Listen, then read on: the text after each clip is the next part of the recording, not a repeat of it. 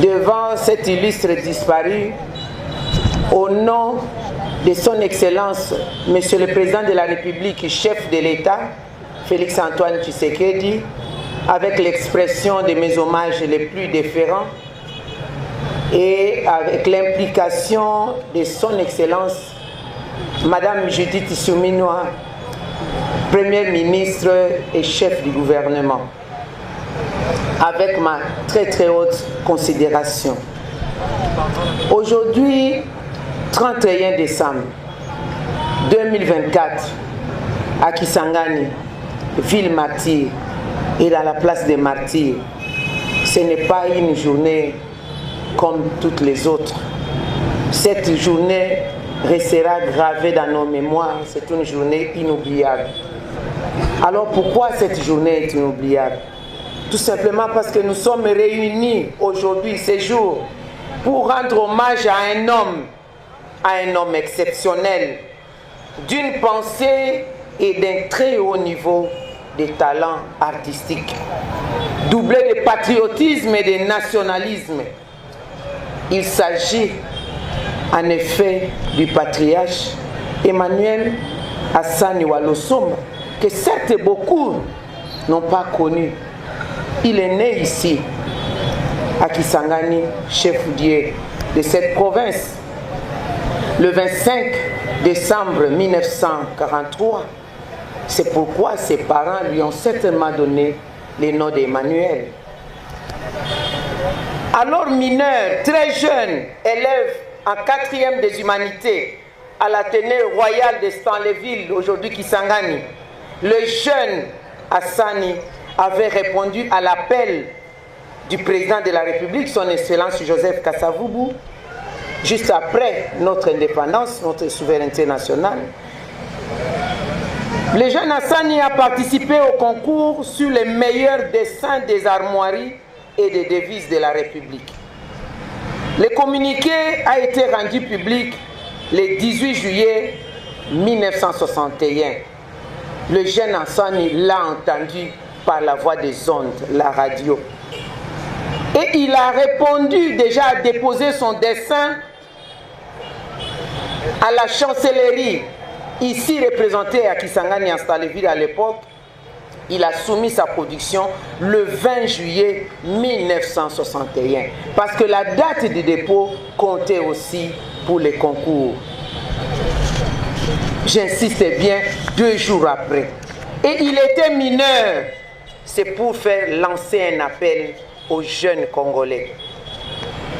Pour la petite histoire, l'œuvre du dessinateur a été soumise à la chancellerie des ordres nationaux à Léopoldville, Kinshasa. L'œuvre du jeune Emmanuel Assani Walosomba a été adoptée à l'unanimité par le parlementaire de la première législature de la République du Congo à l'époque. Je l'ai dit tantôt, c'est un mineur qui a construit ses armoiries, composées de la tête de léopard, entourée de la pointe d'ivoire, la lance et le rameau, le tout reposant sur la trilogie du socle de la pierre, justice, paix, travail. Quelles que soient les dispositions actuelles de ces armoiries ou de la devise, cette prouesse a permis au président de la République en son temps, Joseph Kasavubu, je l'ai cité, de promulguer l'ordonnance loi numéro 2 du 30 juin 1963 fixant les armoiries, devises et emblèmes de la République. Aujourd'hui, cette devise se retrouve dans le tout premier article de la Constitution nationale qui se trouve être notre loi fondamentale. Vous y trouvez non seulement la devise, mais aussi les armoiries. Je cite la tête de léopard, la pointe d'ivoire, la lance. Cette réalisation du jeune Assani est une véritable œuvre d'esprit, ayant subsisté à tous les régimes qui se sont succédés à ces jours. Car bien qu'elle ait été mise à l'épreuve à plusieurs occasions, notamment les différentes épreuves, je cite, à l'avènement du régime du président Mobutu en 1965 ou 1965, le pouvoir a tenté une première modification. Cependant, le président Mobutu Sese Seko Kunku Ndouaza Banga lui-même avait tranché pour son maintien. Et il s'en est approprié en le valorisant. Le léopard comme symbole de son pouvoir. Vous avez vu Mobutu valoriser le symbole de léopard, la toque de léopard, et aussi il posait ses pieds sur un tapis de léopard. Et les armoiries ont été imprimées, gravées sur la monnaie. Un likuta, 5 makuta. Notre passeport, notre identité aussi. Au fil du temps, nous arrivons à la conférence nationale souveraine, après la préhistorique, lorsqu'il y a eu le vent de la démocratie. Tout était bousculé. L'ouragan est venu. La conférence nationale souveraine, il y a eu des tentatives de modification des armoiries de la République. Et sans compter par la puissance de cette œuvre d'esprit, personne n'a pu donc changer d'un seul iota. Et enfin viendra l'AFDL. L'avènement de l'AFDL, bien que le rameau ait été retiré, la tentative de remplacer la tête de léopard par celle du lion n'a pas réussi non plus. À un moment donné, notre équipe nationale léopard, on les appelait les lions. À un moment donné, on voulait changer la tête de léopard de ces armoiries à mettre celle du lion. Mais après réflexion, le président Mouzé Laurent de Kabila est revenu sur ça. L'œuvre a gardé toute son authenticité et son originalité, même si les dispositions ont changé. Cette œuvre ne peut être autrement qu'une inspiration divine. En 2004, ce travail lui a valu la décoration à la médaille des mérites des arts, sciences et lettres à Kinshasa par le président Kabila. Vous l'avez entendu ici. Malgré cette reconnaissance, notre doyen, Emmanuel Alassane Ouattara, a toujours revendiqué ses droits d'auteur qu'il n'a jamais reçus jusqu'à son décès. Et j'hésite pour citer la date du décès, le 12 août, date de ma naissance d'ailleurs, 12 août 2024, où Papa Hassan nous a quittés. Parallèlement à son talent d'artiste, nous tenons à souligner très haut que Papa Hassan s'était enrôlé à la police nationale. Il a servi sous les drapeaux jusqu'à sa mort. Et je m'imagine lorsqu'il voyait gravé dans les signes d'identification de la police nationale son œuvre. Certainement, quand il parlait à ses collègues, personne ne pouvait le croire. Personne ne pouvait le croire. Mais aujourd'hui, le monde le croira. Sa production intellectuelle rentre désormais dans le domaine de la souveraineté de la République. D'ailleurs, que dis-je? Pas aujourd'hui, c'est rentré dans le domaine de la souveraineté. Chopo devra se sentir fier. Fier alors d'avoir contribué à donner une identité à la République démocratique du Congo. Les armoiries et la devise du pays constituent les éléments identitaires de la souveraineté d'une nation. Les sceaux de la République revêtent fièrement l'œuvre d'un fils de la Chopo. Ça, nous devons le souligner. S'il a vécu dans la discrétion, s'il a eu une seule voix fine, nous devons tous le dire tout haut. Les sceaux de la République revêtent fièrement l'œuvre d'esprit d'un fils de la Chopo. Car d'aucuns voudraient comprendre le pourquoi de mon implication pour rendre les derniers hommages à cette désormais l'icône de la République. Mon implication n'est pas à confondre, pas du tout à confondre, avec le rôle de Sokoda, comme on le dit, la Société congolaise des droits d'auteur et des voisins. Je sais qu'un autre fils de la Tchopo, il est passé ici, le responsable provincial de Sokoda, il s'est impliqué corps et âme pour que le patriarche Emmanuel Hassani Walosomba recouvre ses droits d'auteur.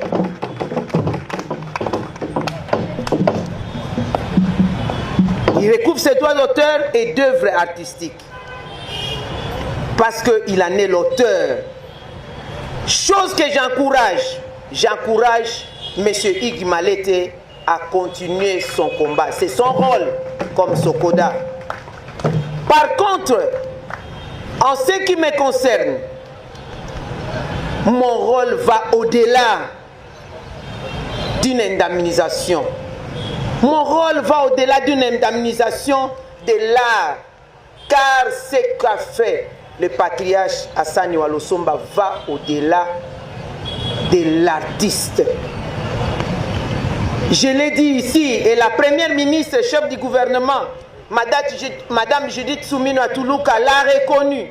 Elle a même instruit Madame la ministre de la Culture, Madame Elebe, pour traiter les dossiers de Papa Hassani Walosomba en toute diligence pour son indemnisation.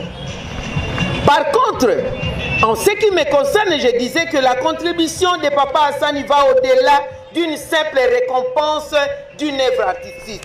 Il mérite mieux que ça. Il mérite qu'un monument lui soit érigé, pas seulement ici à la Tchopo, mais au niveau national, parce qu'il s'agit du sceau de la République. Papa Hassani Walosomba mérite mieux, mérite à l'instar du Père Boka, initiateur, compositeur des hymnes nationaux. Père Boka a composé les débuts congolais, c'est aussi lui qui a composé la zaïroise.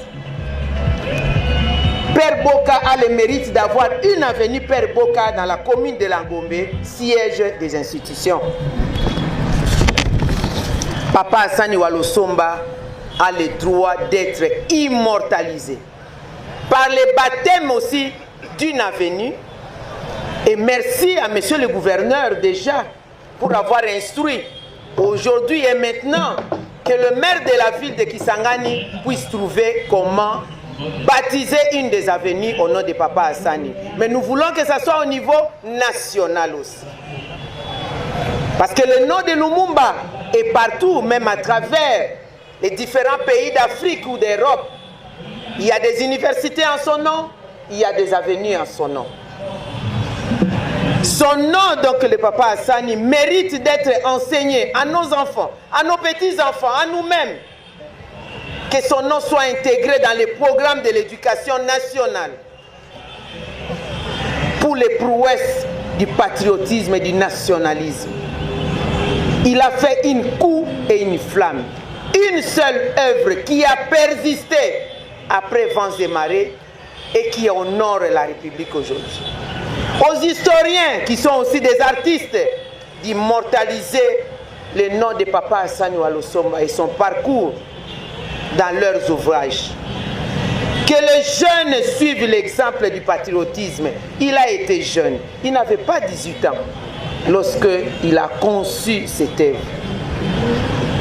Lorsque le gouvernement provincial, je cite le gouverneur de la province de la Tchopo, a intitulé son programme Tchopo Moussala, peut-être sans le savoir, n'a-t-il pas suivi les pas de Papa Hassani, devise de la République, le travail? C'est à applaudir.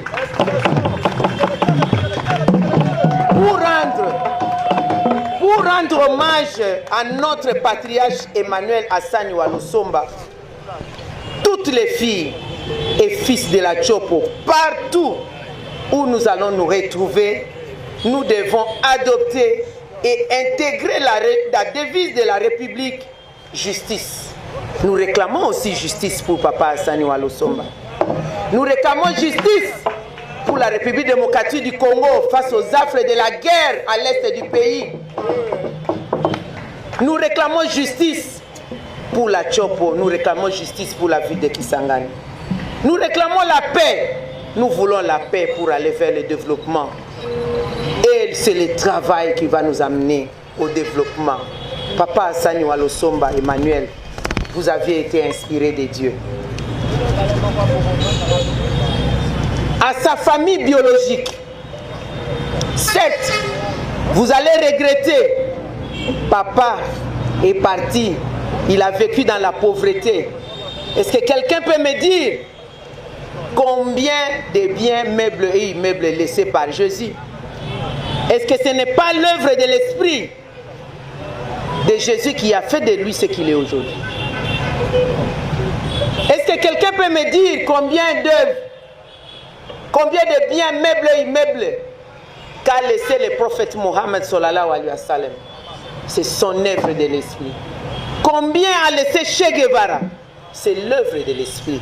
C'est à vous, les enfants biologiques, de vous battre, de donner honneur au sang qui vous a fait naître sur la terre. Et à nous aussi, ces enfants spirituels de la Chopo, nous allons en faire autant. À vous, patriarche Emmanuel Walosomba, je n'ai certes pas l'habitude de parler aux personnes rappelées par Dieu, mais je dois vous apostropher. En votre mémoire, je remettrai officiellement aux autorités de la Chopo votre testament, l'un de vos dernières paroles, derniers ouvrages. Vous avez de vos propres mains griffonné pour sortir les armoiries de la République, mais vous aviez eu aussi l'honneur, et moi j'ai eu la grâce de recevoir des griffes. Vous m'avez écrit une note, les fruits de votre main et de votre esprit. Il s'agit de la note de demande d'audience à mon cabinet. Après que nous ayons parlé longuement au téléphone plusieurs années, que ma belle famille m'ait présenté à vous parce que vous êtes ma belle famille. Vous m'avez écrit le 13 septembre 2023. Je demande qu'on m'apporte le cadre que je vais remettre officiellement. Tiens d'abord. Aux autorités de la province officiellement, à eux de remettre à Madame la ministre de la Culture et Arts et du Patrimoine pour déposer cette œuvre au musée national qui constitue les griffes originales de Papa Hassani. Je peux les lire.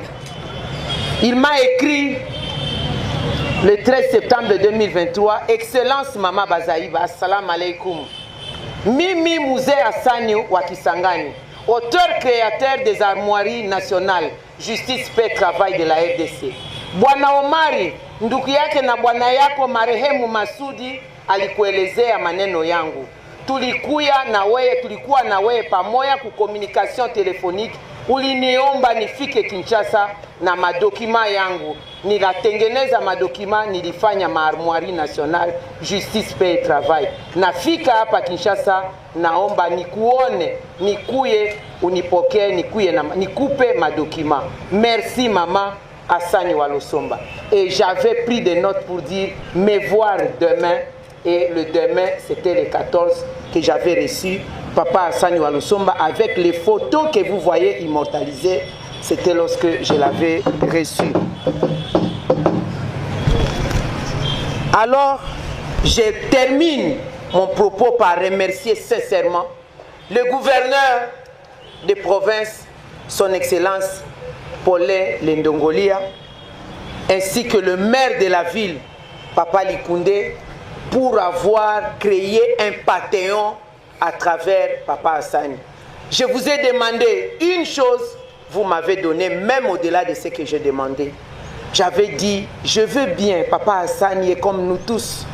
Nous pouvons être dans des cimetières communs. Est-ce qu'il n'y a pas possibilité de nous trouver un endroit où tout le monde qui viendra à Kisangani devra faire son pèlerinage pour voir Papa Hassani? Et vous avez trouvé un lien symbolique à côté de nos martyrs de la guerre ignoble, des complots contre la République démocratique du Congo, à côté du cimetière de 6 jours. Vous avez mis une place à côté. Je prierai donc tous les Congolais, au-delà de la Chopo, quand vous foulez le sol de Kisangani, ne rentrez pas sans déposer une petite gerbe de fleurs ou sans vous incliner pour la mémoire de celle qui nous a donné l'identité, les sceaux de la République. Papa Hassani Walosomba Emmanuel, merci, merci d'avoir été utile à la nation.